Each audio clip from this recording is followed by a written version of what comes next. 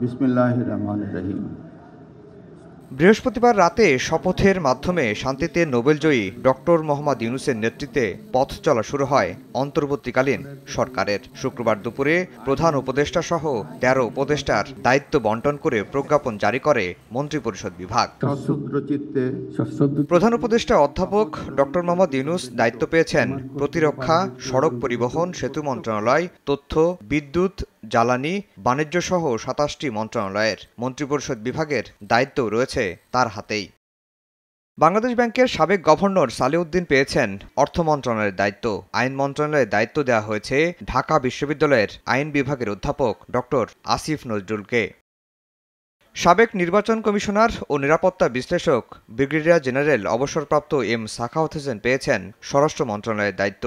পরিবেশবিদ সৈয়দা রিজওয়ানা হাসানকে দেওয়া হয়েছে পরিবেশ মন্ত্রণালয়ের দায়িত্ব।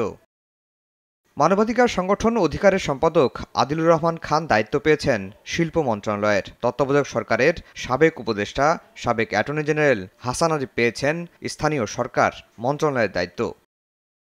পররাষ্ট্র মন্ত্রণালয়ের দায়িত্ব পেয়েছেন মন্ত্রণালয়টির সাবেক সচিব তৌহিদ হোসেন। ফরিদ আক্তারকে দেওয়া হয়েছে মৎস্য ও প্রাণী সম্পদ মন্ত্রণালয়। ধর্ম মন্ত্রণালয়ের দায়িত্ব দেওয়া হয়েছে হেফাজতে ইসলামের সাবেক নেতা আফম খালিদ হোসেনকে। নূরজাহান বেগম পেয়েছেন স্বাস্থ্য মন্ত্রণালয়ের দায়িত্ব। সমাজ কল্যাণ মন্ত্রণালয়ের দায়িত্ব পেয়েছেন শারমিন মুর্শিদ। বৈষম্যবিরোধী ছাত্র আন্দোলনের সমন্বয়ক নাহিদ ইসলামকে দেওয়া হয়েছে তথ্য প্রযুক্তি মন্ত্রণালয়ের দায়িত্ব।